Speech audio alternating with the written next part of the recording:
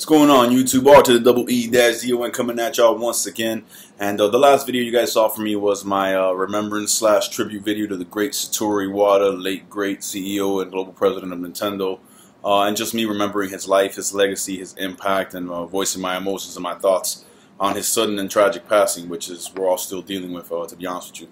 But anyways, I did make a couple videos after that, but just didn't get around to uploading them because I had done them on my phone when I was, driving to go pick up my sons at school, and with having a little bit of free time since I'm in an art class right now, and that's a lot less stressful or hectic than math or whatever, and I could just pick one day and bang out my project. That gives me a lot more free time during the week. I chose to spend that time, just relaxing with my wife and my kids and all that, and not really trying to upload anything. So I just figured now that I have some time before I go pick them up, I'd make a follow-up video.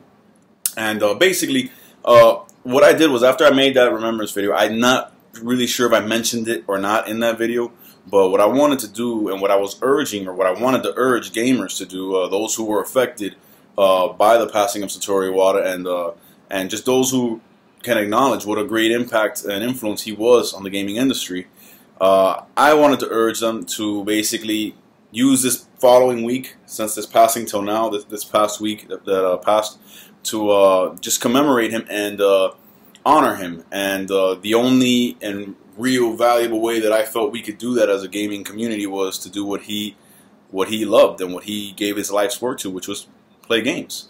You know what I'm saying? And didn't have to specifically be Nintendo games, because he was such a passionate and adamant gamer at heart that you could literally turn on any console, be it a Nintendo console or Sony or Microsoft console or even retro consoles.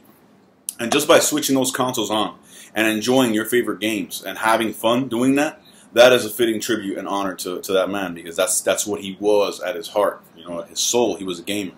So I was doing that all this past week, but I personally, just from my own decision, decided to do it all Nintendo. Just nothing but Nintendo games. Excuse me. Sorry, man. I just finished working out. Need some juice or something, man. Anyways, I made it all Nintendo games for me and Nintendo consoles. Why? No specific reason. It's just that I had been so turned off with Nintendo in the last, maybe last month or so, since E3.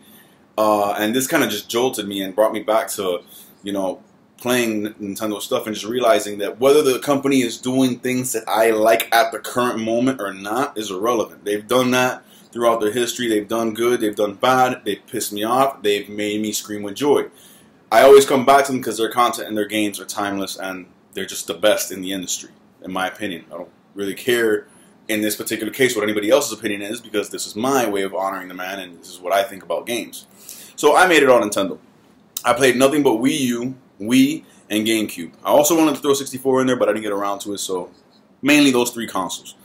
And in that, I had a blast restarting some files on Pikmin 3. The game is phenomenal. Every time I play Pikmin, it's a hours long affair, and days long. Meaning I'll play it for 4 or 5 days straight, 2 to 3 hours at a time every time, just engrossed in that story.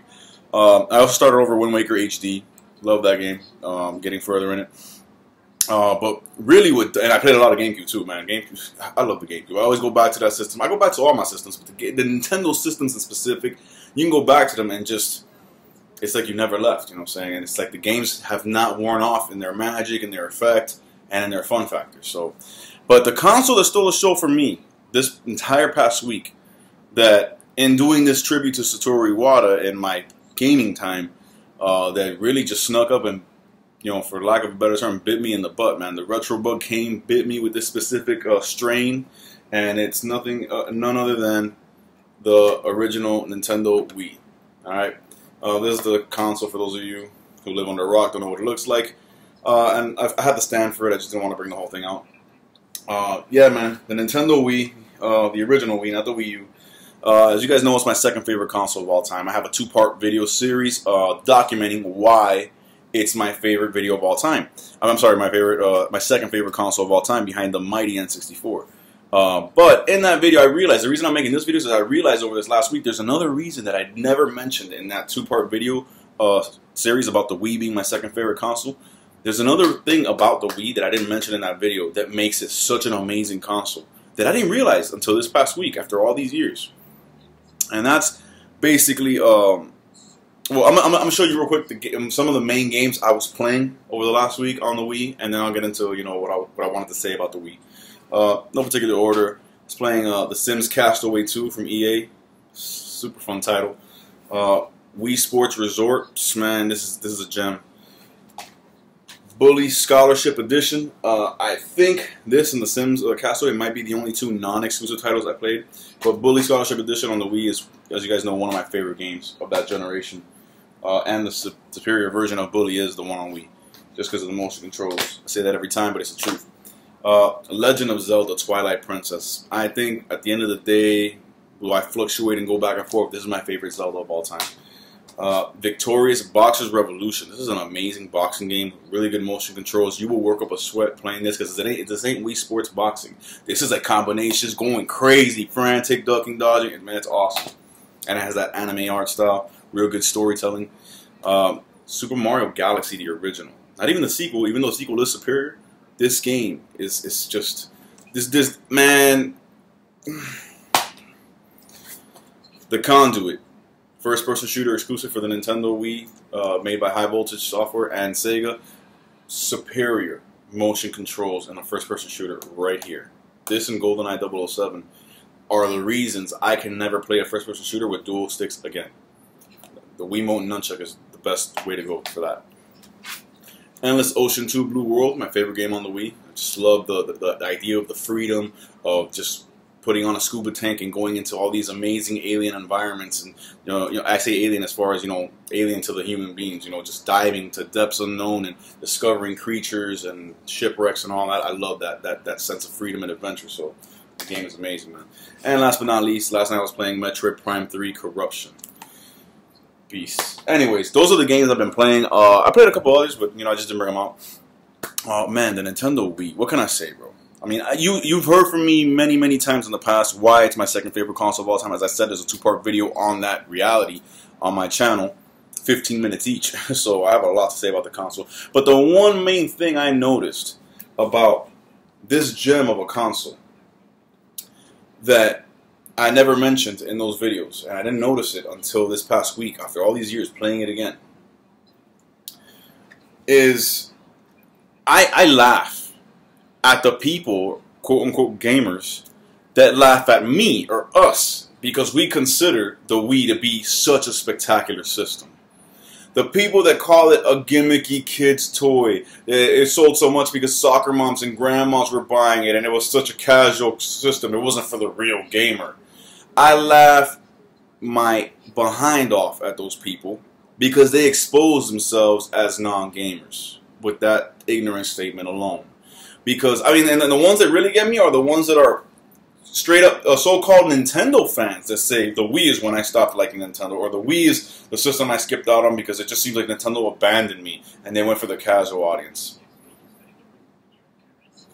Dude, do you guys understand that the Nintendo Wii, codename Revolution, is the one console? There is no other Nintendo console in which, or console generation, in which Nintendo went as ham and hardcore in their game library. What I mean is, when it comes to Nintendo's big-time franchises, which is the reason that Nintendo fans and non-Nintendo fans buy Nintendo's hardware, the Wii is the one console that went above and beyond all of them as far as just not letting up, just hitting you with franchise after franchise. Name me another Nintendo console. I could be wrong about this, but I doubt it because I've thought back, I didn't sit there and scour the internet and research it, but just in my own knowledge and experience with Nintendo consoles since I was a jit, I don't remember one Nintendo console, with the exception of the Wii, that had 3 of Nintendo's top biggest franchises represented with 2 or more installments in this console and generation alone. Nintendo usually does one installment per generation, per console. There's one Mario Kart. There's one 3D Mario. There's, usually one Zelda or one Donkey Kong or whatever. Sometimes a franchise will skip an entire console generation. The Wii has 3. Three of the biggest franchises in Nintendo history were represented twice on the Wii in that life cycle. Would you like to know what they are? Mario Galaxy 1 and Mario Galaxy 2. 2 epic, instant classic, amazing 9.9, 10.0 rating games. 3D Mario games on the same console, in the same life cycle, in the same generation. Okay? Legend of Zelda Twilight Princess and Legend of Zelda Skyward Sword. Quite arguably, you could throw Ocarina of Time in there, but as far as the 2 that were on the Wii, quite arguably, the 2 best Zeldas ever created on the same console. Metroid Prime 3 Corruption, Metroid Other M.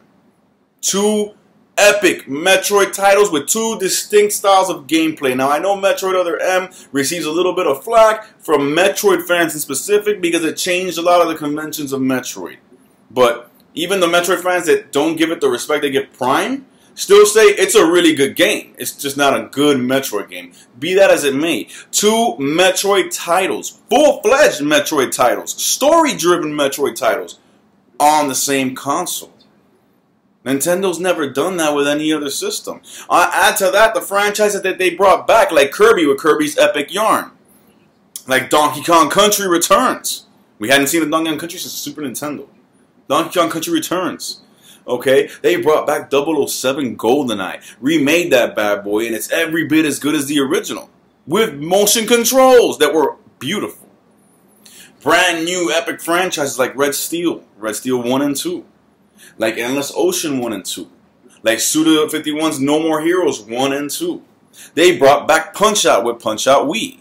The Nintendo Wii was the business, alright? The Nintendo Wii has one of the best, if not quite arguably the best gaming library of any Nintendo console. Unless you want to go way back to the NES that was running for, what, 7 or 8 years?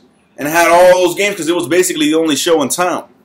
Now, the Super Nintendo had a great library as well. 64, amazing. But when we talk about the amount of epic games and the amount of effort and just game after game after game, high quality, first party, top franchises in the company that Nintendo was releasing, the Wii had it all, man.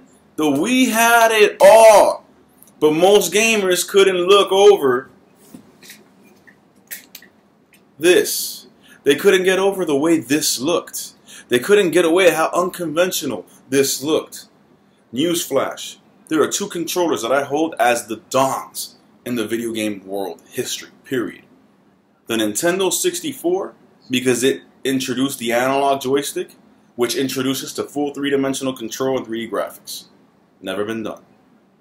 And the Wiimote and Nunchuck, because they introduced us to full-fledged motion controls with unsurpassed accuracy, especially when you got the Wii Motion Plus, either built in or the dongle that came out when it first released. The analog joystick was the greatest advancement in the history of video games. The second greatest advancement, or the evolution of that, the greatest advancement since the introduction of the analog joystick, was this right here. But most quote-unquote gamers thought this was a kid's toy. This still offers better control, more immersive gameplay experiences than you've had in your life on any other system. You have not played something like a first-person shooter with these controls. You have not played something like Wii Sports and Wii Sports Resort with that amount of interaction and immersion and reality and the feeling of control in games. You have not played something like Metroid Prime Corruption or, I'll take it a step further, Legend of Zelda Skyward Sword. Good grief. Good grief. Okay? You've never controlled a game like that, and you've never been that into a game world before. The list goes on, man. Red Steel 2, Endless Ocean, The Conduit, man. What else did I play, man? I played so much. Bully Scholarship Edition, a game that came out the generation before with standard controls, completely enhanced and revitalized with the inclusion of motion controls for your fighting, for your dissecting in classes, for your shooting and aiming. You can't top it, man. So in closing, because that's my time, I wish I had more. That's what I've been playing a lot of lately. I'm still playing the Wii nonstop. Wii U and PS4 be damned for the time being. Sit there. I'll get back to you.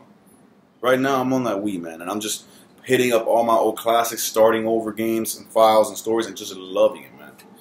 God bless y'all. Stay gaming. If you haven't played the Wii, man, and you thought it was not worth your time, go back and check it out, man. I guarantee you, you're missing out. Peace.